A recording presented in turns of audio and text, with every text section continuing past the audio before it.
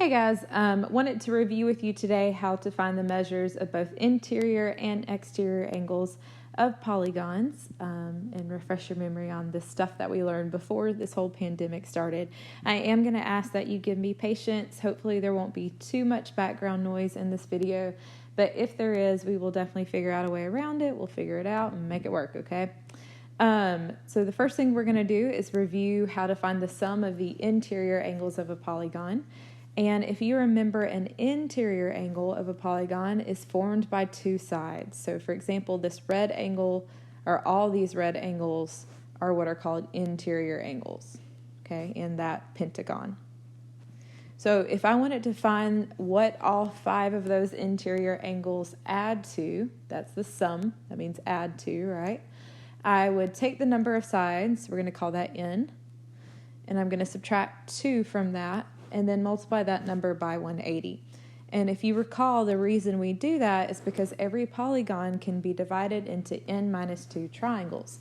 We know each triangle is 180, so if we want to know what the sum of the interior angles is, we can multiply the number of triangles by that 180.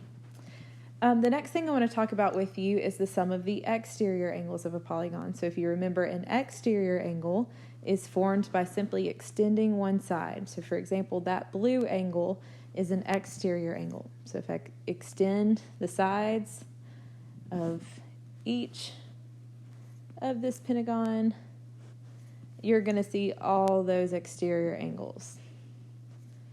Okay, not the most beautiful in the world, but it'll work. So if I were to add together all of those exterior angles, and we saw this before we left school, but it always equals 360. Which is super interesting. It doesn't matter the number of sides that polygon has. Its exterior angles will always add to 360. You can see that these exterior angles on this pentagon are kind of making this circular shape. We know that circles are 360, so this is kind of why that happens. Next thing we want to talk about is what if we have a regular polygon?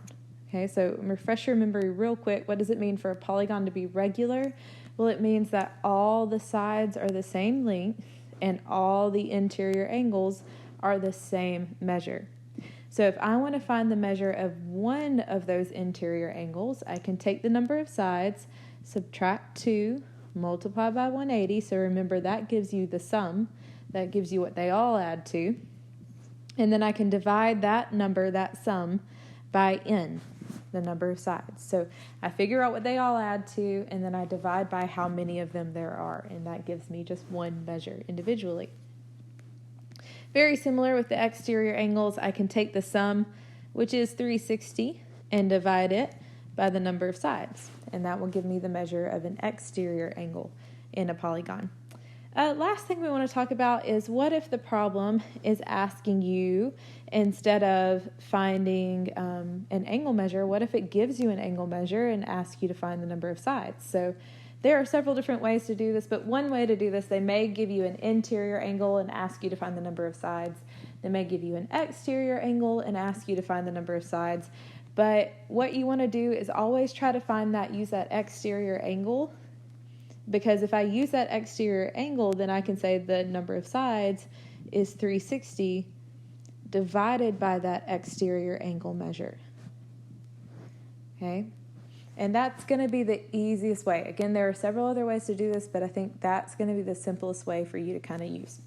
So let's just apply some of these formulas real quick with a regular pentagon. So first thing I want to do is find the sum of the interior angles. I'm going to put a number 1 here, so you know that we're doing the same thing right here.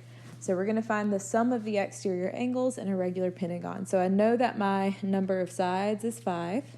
So now I'm just going to plug it straight into the formula. So I have 5 minus 2 times 180.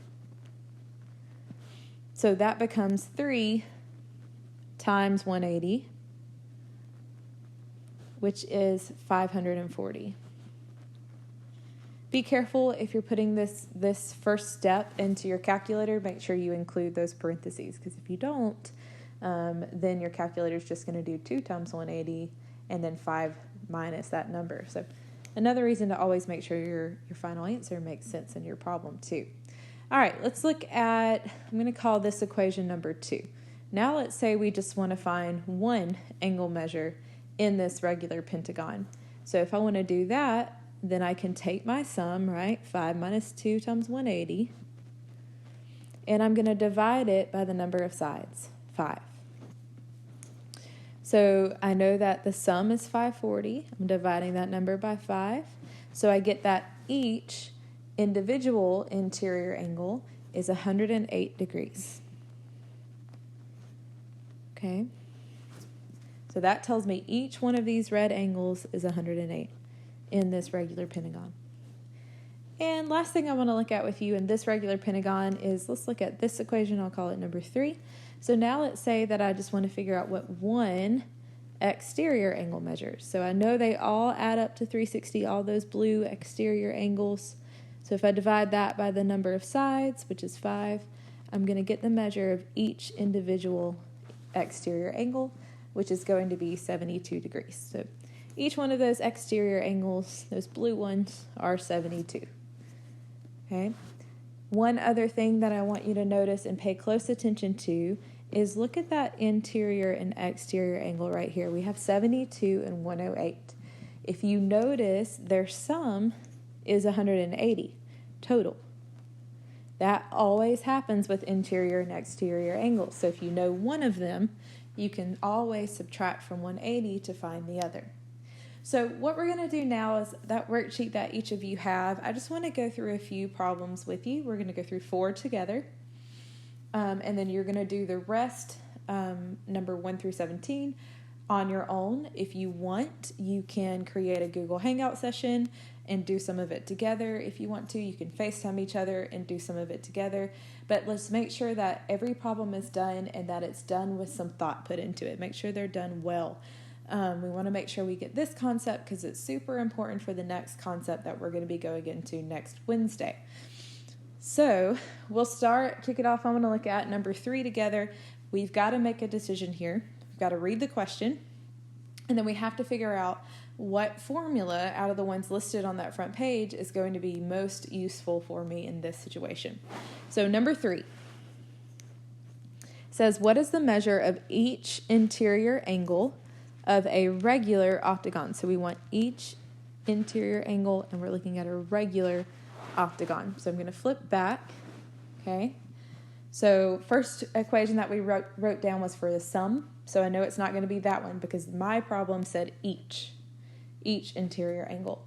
So if I notice this equation right here that we labeled number 2, that equation is for the interior angle measure of a regular polygon. So it's a singular angle and it's for a regular polygon. Our polygon, our octagon, was regular. So that is the formula we're going to want to use here. So remember that formula was n, which our n is 8 because we're looking at an octagon, right? Okay.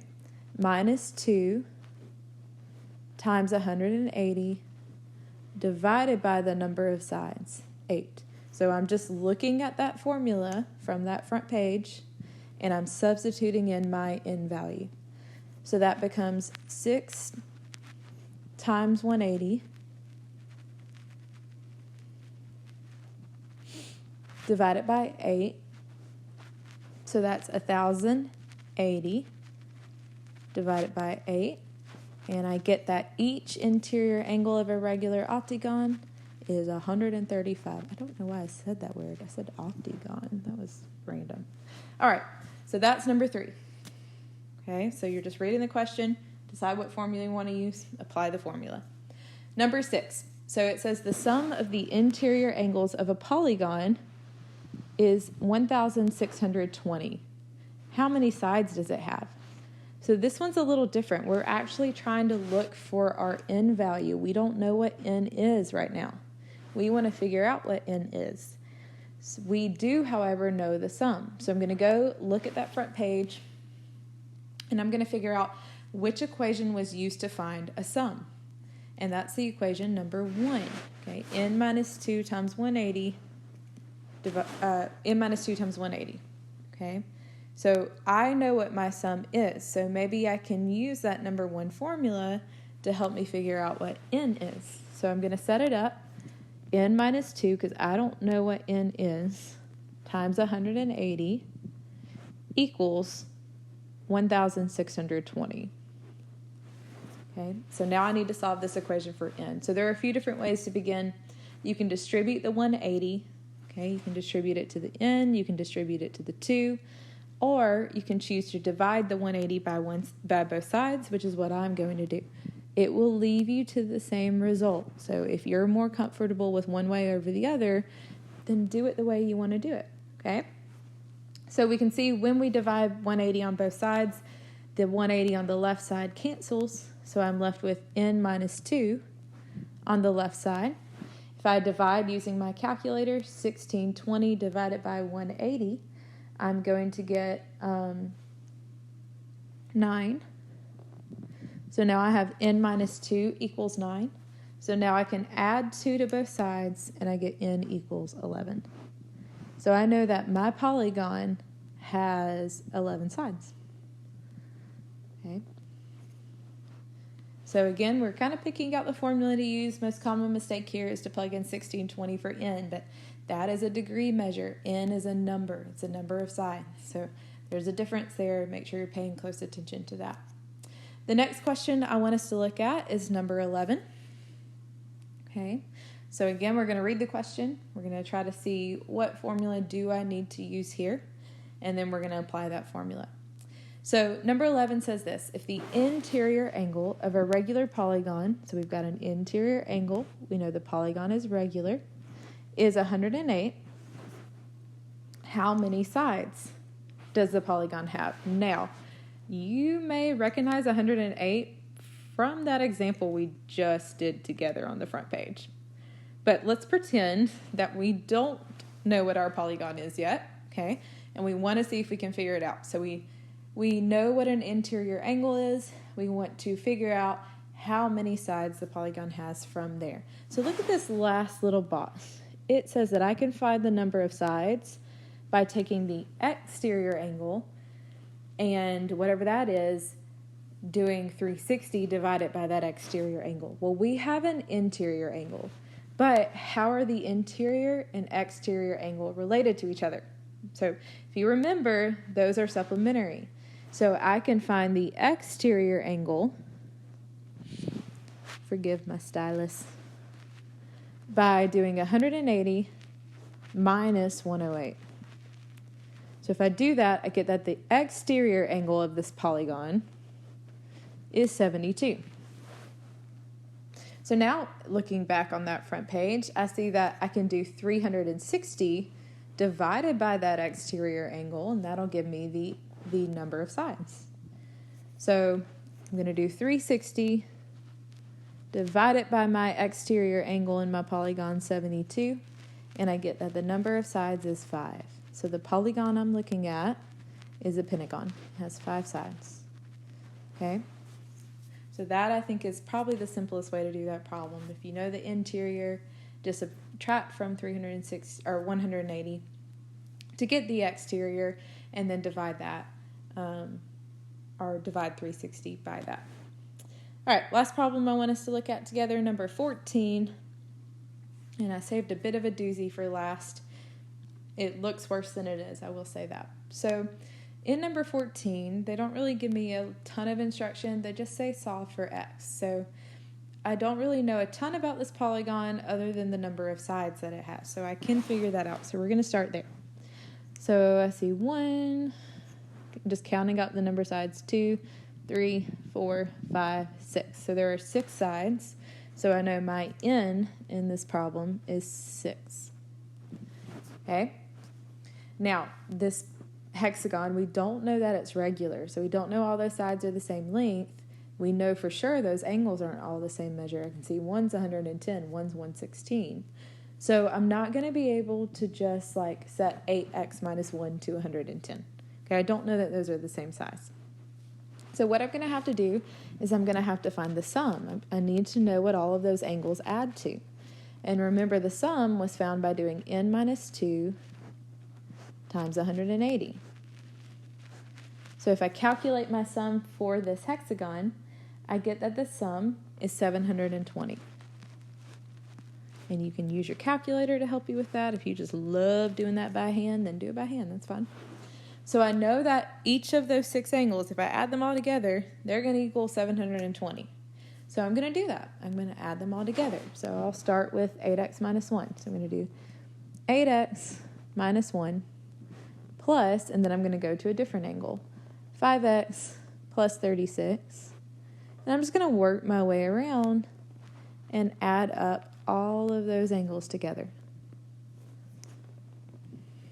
7x plus 19 plus 6x minus 2 plus 110. And I know that they all add to 720. Okay? And so now I'm just going to combine like terms on that left side. So when I combine like terms, I like to combine all my x's at the same time and then all my numbers called constants that don't have an x together. So I see 8x, 5x, 7x, 6x. So if I add all those up, I get 26x.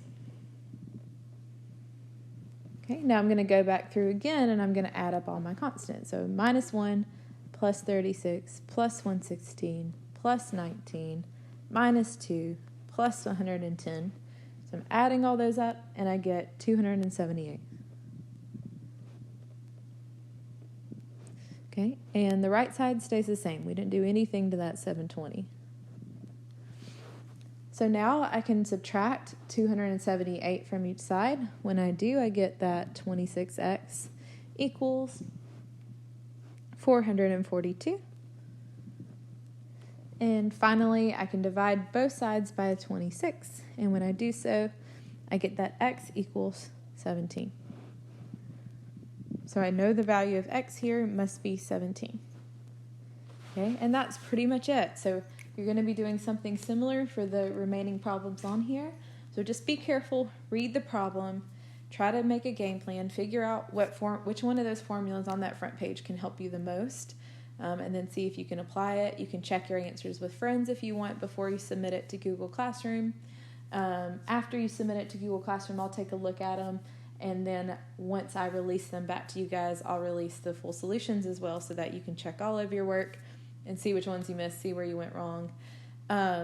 Again, please, if there was some background noise in this video, please forgive me for that. We'll get it worked out. Also, my iPad screen has a few cracks on it, so you may have noticed that sometimes the stylus wasn't writing the best. I'm trying to work on that as well, so hopefully we'll get that fixed too, and we'll figure this all out together. Bye, guys.